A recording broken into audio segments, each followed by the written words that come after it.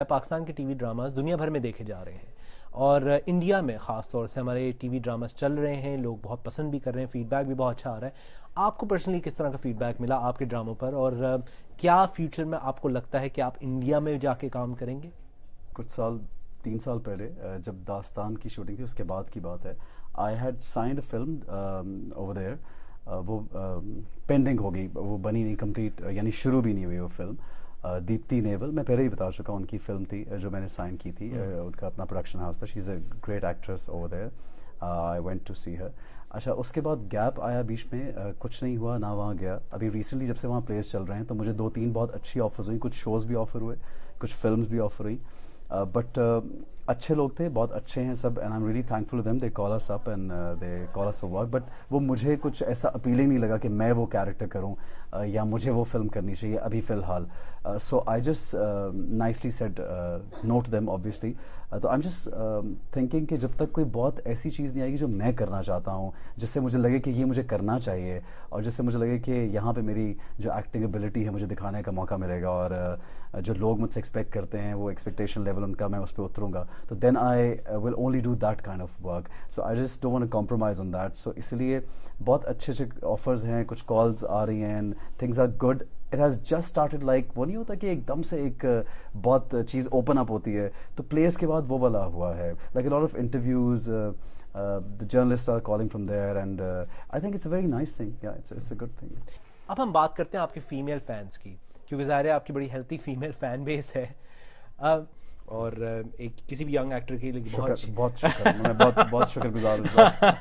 Thank God. उनमें सबसे craziest fan encounter क्या था? Oh, don't ask यार। The craziest was like it's a long story, but मैं आपको शॉर्ट करके बताता हूँ कि this girl, I don't know, वो मेरे असिस्टेंट से इन टच थी एंड उसका एक दिन मेरे असिस्टेंट को फ़ोन आता है कि मैं तो एहसन खान के लिए भाग गई हूँ घर से, और वो मेरा जहाँ घर है उसके पास एक जगह है, उसने कहा मैं तो वहाँ खड़ी हूँ, और वो किसी 1.5 घंटे का दूर रास्ता था जहाँ से वो आई थी। और देन आई, उसके असिस्टेंट, मेरे जो असिस्टेंट है उसको, he receives a call from her मामू और समबडी के वो तो भाग गई एहसन खान के लिए और हम तो पुलिस में रिपोर्ट करेंगे। यार वो मुझे आके बता रहा है डर के कि ये देखो पता नहीं क्या लोगों के फ़ोन आ रहे हैं। And then in the end what happened कि मेरे असिस्टेंट ने उसको कहीं पे बुलवाया, फिर उसके घर वालों को ही बुलाया, उनको मीट कराया आपस में कि अब इस लड़की को यहाँ से ले जाएं आप, यू नो। सो इस तरह का। And then what she left behind was a diary and some, पता नहीं कोई गिफ्ट थे और क्या, और डायरी में पता नहीं क्या क्या लिखा हुआ था, शायरी और crazy. I felt so sorry for, she was a young girl, but you know like थोड़ा कुछ ज़्यादा ही हो गया कि घर से ही कोई भाग जाए, यू नो। तो इस तरह की 2-3 चीज़ें जब हुई तो काफ़ी थोड़ी हैरत होती है, but end of the day you know you also feel for them कि वो बेचारे, दे love you so much, you know.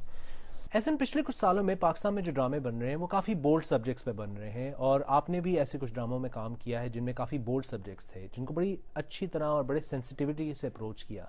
आपको क्या लगता है, क्या हमारी इंडस्ट्री के लिए ये बेहतर है?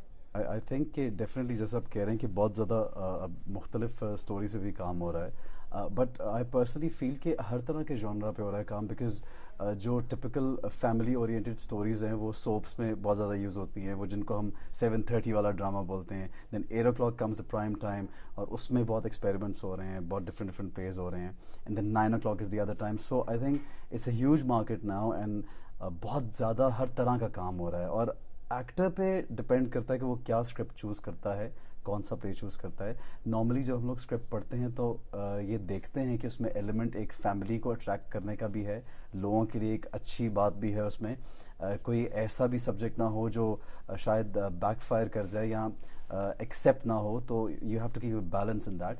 एंड आई गेस हमारी जो इंडस्ट्री है वो बहुत अच्छा काम कर रही है, बिकॉज रिसेंटली जब से ये टेलीविज़न इंटरनेशनल ज़्यादा हुए हैं, जब से दूसरे मुल्कों के लोग भी ले रहे हैं हमारे ड्रामाज अपने चैनल्स के लिए, तब से एक बहुत ज़बरदस्त फीडबैक आ रहा है। And now everyone started realising कि जो पाकिस्तानी ड्रामा है उसकी कितनी स्ट्रेंथ और कितनी पावर है, because people are loving the drama and everybody is loving the actors as well. So I guess अच्छा काम हो रहा है, और जो बोल्ड भी हो रहा है, जो एक्सपेरिमेंट्स भी हो रहे हैं, वो भी बहुत अच्छे अच्छे हो रहे हैं साहब। हेलो एवरीबडी, मैं हूँ एहसन खान। BBC उर्दू का YouTube चैनल देखिए, दिए हुए लिंक पर क्लिक कीजिए।